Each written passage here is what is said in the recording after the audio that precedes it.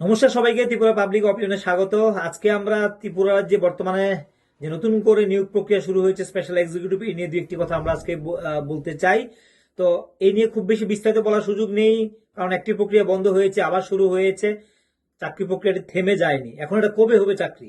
আবারও কি সেই নির্বাচন বৈতরণী পার হবে এই চাকরি চাকরি দেখিয়ে? তো এই দফায় কিন্তু মনে হচ্ছে এই ধরনের সম্ভাবনাটা কম।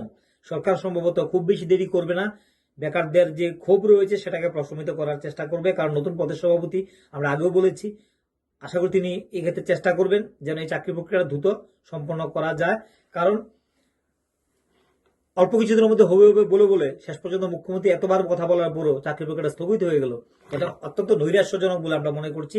এবং বর্তমান মুখ্যমন্ত্রী যে বারবার কথা বলা এটা নিয়ে, এটা একটা হাসির খোরাক হয়ে দাঁড়িয়েছে যুবকদের কাছে। কিন্তু কিছু করার নেই, এ রাজ্যের যুবকরা চাকরি খুঁজে রয়েছে এবং যারা দলীয় কর্মীরা রয়েছে তাদের একটা প্রত্যাশা রয়েছে যে এখান থেকে একটা চাকরির সুযোগ থাকতে পারে।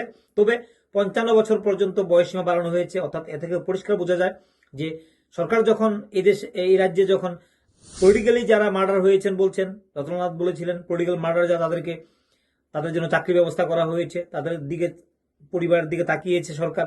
একইভাবে যারা পলিটিক্যালি ডিপ্রাইভ হয়েছে, যে এই বিরোধী দল করার কারণে দীর্ঘ সময় তাদের চাকরি হয়নি, তাদের জন্য একটা সুযোগ রেখেছে 55 বছর বয়স। অর্থাৎ এই চাকরি প্রক্রিয়ার মধ্যে আমাদের কাছে মনে হচ্ছে যে 40-60 হতে পারে, যে একটা বড় অংশের মধ্যে কিন্তু এই বয়স্কদের মধ্যে চাকরি বিতরণ হবে, যারা হয়তো 4 বছর 5 বছর চাকরির একটা শখ তারা মেটাতে পারেন। কারণ যাদের বয়স 55 বছর, তাদের চাকরিটা কত বছর থাকবে এটা আপনারা হাতে গুনে বের করে নিতে পারেন। তো স্বাভাবিক কারণে বোঝা যাচ্ছে যে এখানে একটা সুযোগ রাখবে, এবং এটা খুব বেশি যদি দেরি হয় তাহলে যারা আজকে 54, 55, 53 আছে, তারা তো নিশ্চয়ই 60 বছর বয়সে চাকরি পাবে না। তাদের যদি 52, 53, 54 বছর হয়, তাহলে আগামী 1-1.5 বছরের মধ্যে চাকরি প্রক্রিয়াটা শেষ করতে হবে। আশা করি এই প্রক্রিয়াটা বেশি দিন আর দেরি হবে না, এমনই কিন্তু মনে হচ্ছে। যাই হোক, তার জন্য অপেক্ষা করতে হবে, কারণ মাত্র কিছুদিন আগে কমপ্লিট হয়েছে নিয়োগ প্রক্রিয়ার যে প্রাথমিক প্রক্রিয়া যেটা রয়েছে, সেই প্রক্রিয়াটা কিন্তু মানে আবেদনপত্র আহ্বান, সেটা মাত্র কিছুদিন আগে শেষ হয়েছে।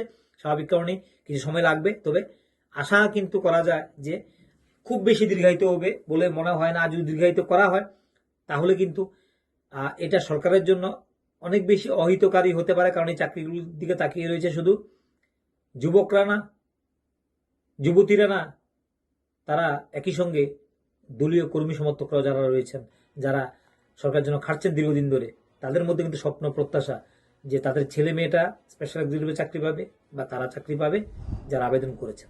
তবে নজর রাখবো আমরা, সরকার এ নিয়ে কতটা দ্রুত তারা নিয়োগ প্রক্রিয়া সম্পন্ন করতে পারে। না হলে এ রাজ্যে সারা দেশের সঙ্গে যেভাবে যুবকদের মধ্যে ক্ষোভ রয়েছে, সে ক্ষোভ প্রশমিত করতে গেলে বেকারদের মধ্যে কিছু পরিমাণ চাকরি এবং তাদেরকে রোজগারের ব্যবস্থা সরকারকে কিন্তু করতে হবে।